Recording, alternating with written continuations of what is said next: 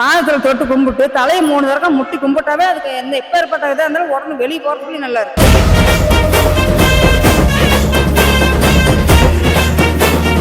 ஈரோடு மாவட்டம் பவானி வட்டம் குறுக்குநாய்க்கம்பாளத்துல ரோட்டு கருப்பராயன் கோயில் இருக்குதுங்க. இந்த கோயில் 200 வருஷமா இருக்குது. வெள்ளிக்கிழமை அமாவாசை பண்டிகை, ஆனி மாசம் பண்டிகை வருது. ஒரு தாத்தா கனவுல சொல்லி நான் இந்த இடத்துல இருக்கிறேன், எனக்கு இடம் கொடுங்க அப்படின்னு சொல்லி இந்த சாமி கேட்டு இருக்குது. ஒரு சின்ன செடி இருந்ததாம் அப்போ, புளி மரப்பு. அது வித்து கோட்டை ரொம்ப வருஷம் ஆகுது, வயசாகி விழுந்துருச்சு. அது அப்ப புடிச்சு இந்த சாமி இங்கதான் இருக்குது.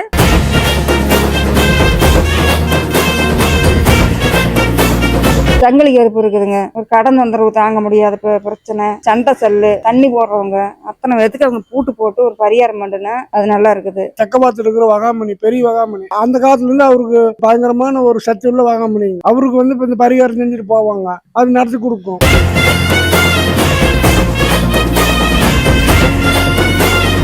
தெற்கபாத்துல இருக்கிற வகாமணி 108 எலுமிச்சம்பழம் போட்டு மாலை போட்டு அதுக்கு பரிகாரம் பண்ணணும்னா என்ன நம்ம நினைக்கிறோமோ அது நடக்குங்கன்னு. அந்த காலத்துல இருந்து அது அப்படித்தான் நடந்துட்டு இருக்குது. ரோட்டுக்கு இருப்பாரு இது வருங்க. அவருக்கு பூசாரி பூசை பண்ணி ஒரு கனி கொடுத்தா கூட எந்த பிரச்சனையும் இருந்தாலும் தீர்ந்து போயிருது. இந்த கோயில் அப்படித்தான் நடந்துட்டு இருக்குது. காத்து கருப்பு இருந்தா சங்கிலி கருப்பு ஓட்டு, கருப்பராயனும் ஓட்டு.